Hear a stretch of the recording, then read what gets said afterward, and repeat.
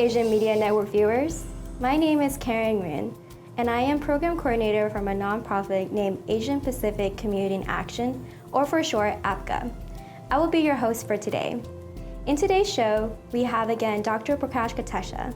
He is a public health specialist and have expertise in public health and is a part of our APCA team. For today's show, we'll be talking about vaccinations for children and adults. Hello, Dr. Kotecha. What is vaccination and immunization? Do they mean the same thing or are they different? Thanks, Karen, for asking this question. Vaccine is a substance which, when introduced into the body, would give a response by our immune system. So it's a substance and it is to be introduced into the body either by an injection or orally. When vaccine is given, that process is called as vaccination, and it is measurable and we can quantify it. Immunization in turn is a response by the body. It's a physiological process, and once the vaccine is introduced, we expect that the body will produce immunity, and once the immunity is developed, the person is called immunized. So vaccine is a substance and vaccination is a process that can be measured. Immunization is a process which is physiological and happens inside the body. However, in public health, they are used interchangeably quite often. Thank you, Dr. Kotecha, for explaining the two. On another note, are vaccines safe? And can you tell me more about vaccines in public health? Well, vaccine story is one of the most successful story in the field of public health. With the vaccines, we have been able to successfully eradicate smallpox from the world, and even polio is about to be completely removed from the world. And there are a number of other diseases that we have successfully controlled. So vaccination is one of the great success in public health. And right now, we have a number of other diseases like diphtheria, tetanus, pertussis, whooping cough, and a number of other diseases are lowest in the number in the world today because of the success story of vaccines. And to continue having this success, we have to ensure that the vaccines are safe and they are effective. And before approving the vaccines for public health purpose, the government, in our case in USA, FDA, gets an approval from the scientists, and scientists rigorously do research on them and ensure that vaccines are not only safe but are also effective. Unless the vaccines are effective and safe, they will not be licensed to be given to public, and only once they are completely considered safe and effective, then only the licenses are given. However, no vaccine is 100% effective nor 100% safe. Depending upon body's response, there could be some vaccines which to some individuals in rare occasions can give side effects, but most of the scientists are well versed to how to deal with it. But overall, the benefits far outweigh the risk of the vaccine, and therefore vaccine has been a very useful tool to fight against the diseases. Thank you, Dr. Kotecha, for letting us know the benefits definitely outweigh the risk. In that case, why is immunization important? As I mentioned, immunization is the most successful story of public health, and immunization is the most important component of primary health care as well, and it is a basic human right. Immunization for every child is something that we must ensure, and it is our duty to do so. Globally, World Health Organization estimates that because of vaccine, we are saving like 3.5 to 5 million deaths every year, and probably 10 times more number of diseases because of all these diseases. Now, we have 29 diseases identified by World Health Organization against which we have vaccine. There are 29 diseases against which we have vaccine. Here is the list of first 14 vaccine that every child in USA will get.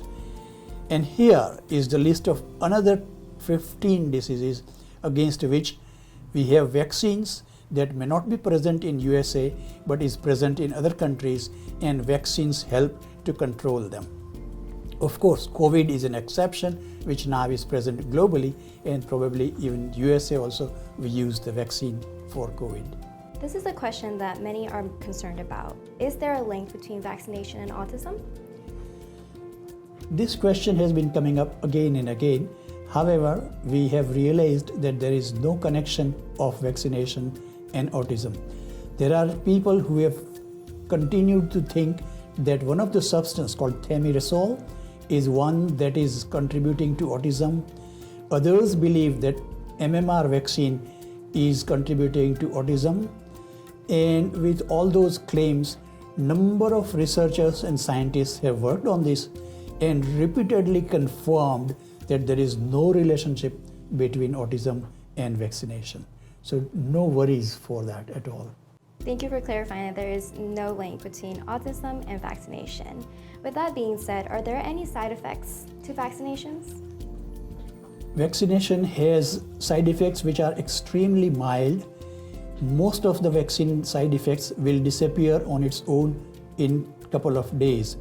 At the site of injection, there might be some swelling and redness, sometimes mild fever, but they are all very easily treatable and they don't bother the person at all. In most of the cases, this is the situation. In few cases where the person is highly immunocompromised or is a patient of cancer, where vaccine can cause side effect, and therefore in those situations you have to be careful. Some rare side effects like anaphylaxis or serious reaction can happen in very rare cases. However, in those cases, doctors or clinic staff are well equipped to manage those cases and instantly treat them with emergency medicines. Can the vaccines overload the baby's immune system? No, it's natural to feel because there are so many vaccines given at a young age. However, our body's immune system is so powerful, and we have been dealing with large number of infections, and the body fights against all those infections naturally, while the vaccines that we give are not natural infections. The pathogenic component or the disease-causing portion of it is removed, and the vaccines only give immunity. And number of vaccines given together also would never overload the system, and it is good and safe for the children to get vaccination in time and complete them. That will protect them from number of diseases that could be fatal or seriously damaging to them if they happen at a young age. With that being said, why do we start vaccine at such an early age? Can you explain what the age the vaccine should be required?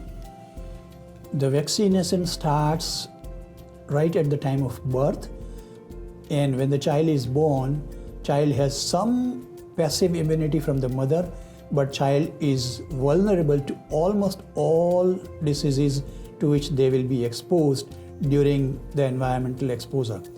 As a result, earlier we start vaccine, better they are protected, and therefore vaccination begins at the birth and continues. And here is the schedule for entire vaccination. What vaccine is given at what age has been mentioned here.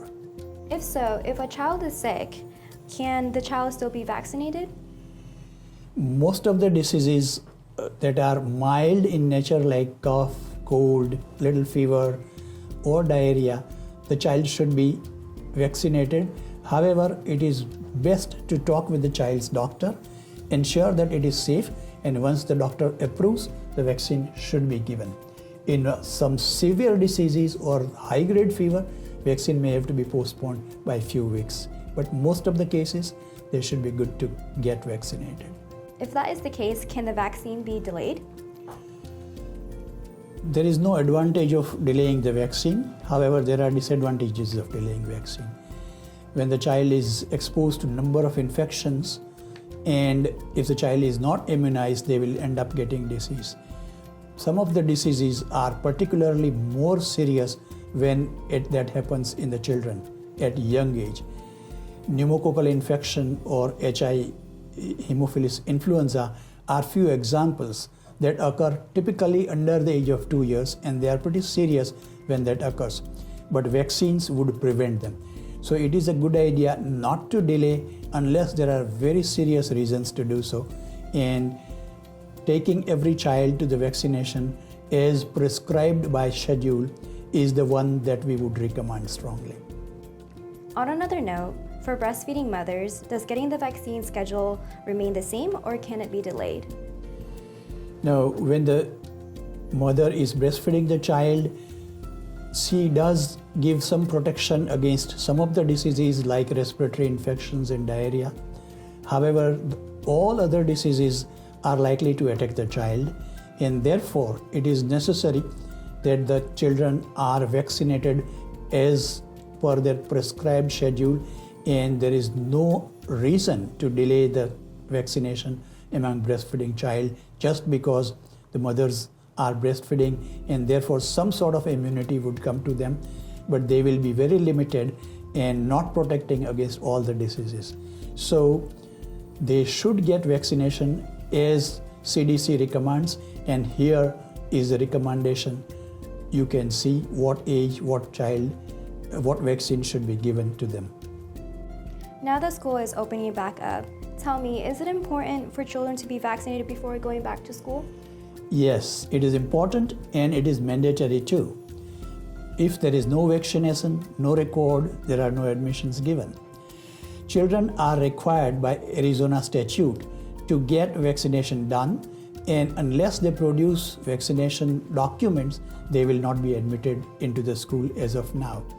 There are a number of diseases against which they need to be vaccinated, and here are those number of diseases against which they need to be vaccinated before they get admitted.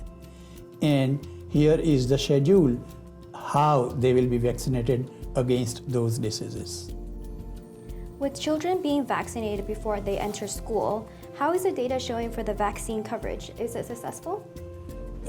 Yeah, it is fairly successful. Most of the children are vaccinated over 90%, and here is the data that suggests that the vaccination coverage is fairly good. In last 2 years, we have seen slight decline because of COVID, but the decline is hardly 2%, and overall vaccine coverage is good. If some of the vaccines are left out and not given, there is always a catch-up round possible, and by those catch-up rounds, they will get all the remaining vaccines and will be completely up to date for their vaccine status.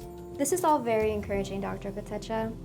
So, like all of these vaccines, is COVID vaccine for children also showing equally a good response? I wish it was. However, we have realized that despite COVID now realized being common in children and vaccine made available for all ages above the age of 6 months, the vaccine coverage among children is not good, as you can see in this slide. Vaccine coverage for adults and for senior people is extremely good, but vaccine coverage for children has remained at 36% as of now, which is great because last month it was 30%. So there is a substantial increase with younger people approved for vaccination. However, 36% means 64 children out of 100 have not received even their first dose, and this is not encouraging at all. We need to struggle and strive. Government is supporting us, and government along with APCA, we are trying to ensure that every child and every eligible person for vaccine gets vaccinated. On the topic of COVID, besides for children vaccines, can you give us an update on COVID nationally and at a state level? Thanks asking this question, Karen. We almost believed that pandemic is over. That's not the case. The virus continues to mutate, and the latest mutant virus, which is called as Omicron strain BA.5, is here. And Omicron BA.5 is very, very infective and is almost considered 5 to 10 times more infective than the previous version. The bad story of it is that it does not get affected by the vaccines or past infection. So whether you had past infection or you were vaccinated and boosted, you could still get COVID with BA.5 strain. The good part of it, however, is that even when you get that strain COVID, it will have powerful effect from vaccine so far as hospitalization and deaths are concerned. So with the vaccine, hospitalization death will be certainly less even if you get an infection from BA.5. Like any other Omicron, BA.5 is also mild but very powerful in transmission, and therefore we will probably see more and more cases coming up. As of now, today, how many cases are there globally, nationally, in the state and Arizona, and what is the vaccine coverage is shown here in this slide. So that will give overall update pretty well. This about wraps up our show. Thank you, Dr. Kotecha, and our audience who joined us today. Please look forward to our next show on Community Health Advocates. Until then, please stay safe and stay cool. This project is supported by the CDC and prevention of the United States Department of Health and Human Services as part of a financial assistance award totaling of $119,954, with 100% funded by the CDC and HHS. The contents are those of the authors and do not necessarily represent the official views of or nor an endorsement by the CDC and HSS and for the United States government.